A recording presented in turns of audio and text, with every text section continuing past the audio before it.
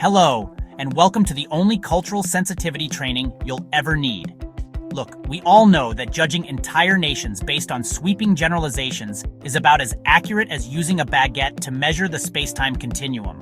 But let's be honest, some of these stereotypes exist for a reason. They're hilarious whispers of truth we all secretly recognize. Now, before we begin, a disclaimer. This is all in good fun.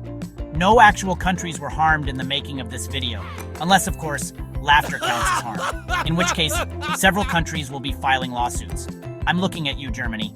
So buckle up as we embark on a whirlwind tour of the world, one absurd stereotype at a time. Just remember, every country has a personality, and most of them would be a little too much at a dinner party, except for maybe Canada.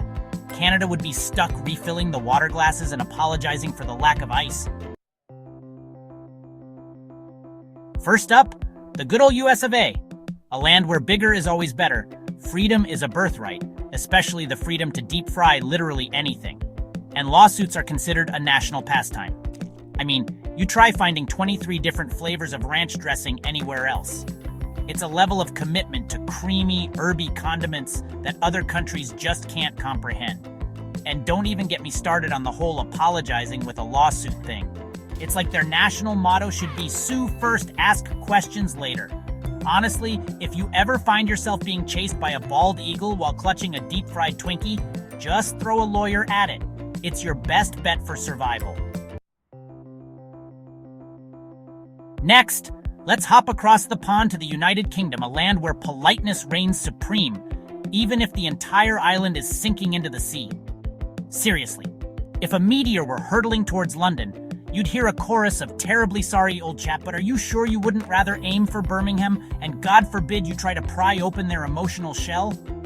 The British approach to feelings is like trying to stuff a full English breakfast into a phone booth. Cramped, awkward, and likely to end with a digestive issue. But hey, at least they have biscuits and tea to soothe the existential dread. Speaking of existential dread, let's talk about France. France, the land of romance, fine wine, and an almost pathological obsession with baguettes. Seriously? You could commit a crime in France, but accidentally breaking a baguette? Unforgivable.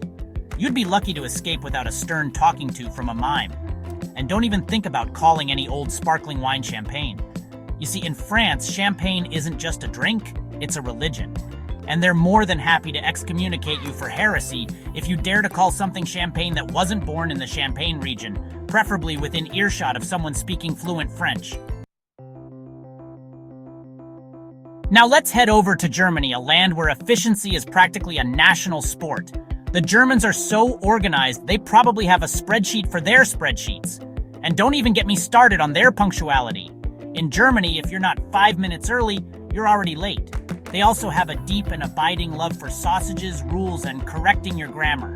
Seriously, if you ever want to experience true fear, try mispronouncing a German word in front of a German person. The look of disappointment on their face will haunt your dreams.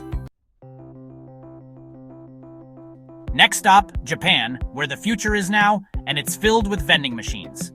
Need a hot meal? Vending machine. Need a new shirt? Vending machine. Need a live squid? You guessed it, vending machine. Honestly, I wouldn't be surprised if Japan had vending machines that dispensed smaller vending machines. And speaking of efficiency, the Japanese take politeness to a whole new level. They're so polite, they'll apologize for things that aren't even their fault. You could bump into a Japanese person on the street and they'd probably bow and say, "I'm so sorry, I should have been paying more attention to where I was walking," even though you were clearly at fault. Let's samba our way down to Brazil. A land where the coffee is strong enough to jumpstart a small car, and the parties last longer than some marriages. Seriously, Carnival in Brazil is basically 5 days of non-stop dancing, music, and enough feathers and sequins to make Liberace blush. And if there's one thing Brazilians love more than Carnival, it's football. Or, as the rest of the world calls it, soccer. But don't you dare call it soccer in Brazil. That's like walking into a Metallica concert wearing an NSYNC t-shirt. You're just asking for trouble. Canada, sorry, not sorry, but actually sorry. Now it's time to head north to Canada, the land of maple syrup, moose, and apologizing for existing. Seriously, Canadians are so polite they apologize for things they haven't even done yet. Sorry about the weather tomorrow, they'll say, as if they personally control the jet stream. And don't even get me started on their obsession with maple syrup. They put that stuff on everything. Pancakes, waffles, bacon, eggs, you name it. They've probably tried to smother it in maple syrup. I bet they even put it on their poutine, which, by the way, is a delicious heart attack in a bowl. Italy, where the hand gestures speak louder than words. Next stop, Italy, the land of pasta, pizza, and enough hand gestures to rival an orchestra conductor. Seriously, Italians can have an entire conversation without ever saying a word. They could probably write you a sonnet using only their eyebrows and a well-placed shrug. And don't even get me started on their passion for food. In Italy, food isn't just fuel, it's an art form. And they take it very, very seriously. You could start a fistfight over the correct way to make carbonara. And don't even think about putting pineapple on pizza. That's just sacrilege.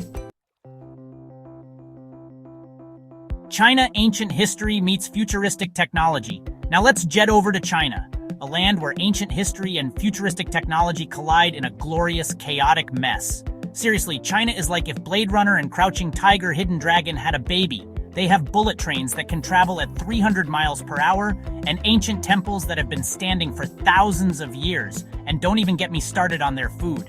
Chinese cuisine is one of the most diverse and delicious in the world. From Peking duck to dim sum to spicy Sichuan noodles, there's something for everyone. Just be prepared to use chopsticks. And if you're not sure how to use chopsticks, just ask. Someone will be happy to show you. Just don't drop your food on the floor. That's considered bad luck. Australia. Everything wants to kill you, but at least the people are nice. Next, we're off to Australia, the land of no worries, mate. And she'll be right, even when faced with a spider the size of your face. Seriously, Australia is like the Outback Steakhouse of continents. Everything is trying to kill you, but at least the people are friendly about it. And don't even get me started on their love of slang. Australians shorten every word imaginable. Afternoon becomes arvo, breakfast becomes brekkie, and thank you becomes tie. It's like they're in a constant race to see who can say the most with the fewest syllables possible. India, a sensory overload in the best way possible. Finally, let's wrap things up in India, a land of vibrant colors, intoxicating spices, and family WhatsApp groups that could rival the drama of a Bollywood film. Seriously, if you've never been added to a family WhatsApp group with 200 plus members, are you even related to anyone? And don't even get me started on the traffic. Driving in India is not for the faint of heart. It's a chaotic symphony of honking horns, weaving motorcycles, and the occasional cow casually strolling down the middle of the road. Just remember, when in doubt, honk your horn. It's the universal language of, get out of my way. That's all, folks. But seriously, don't take any of this seriously.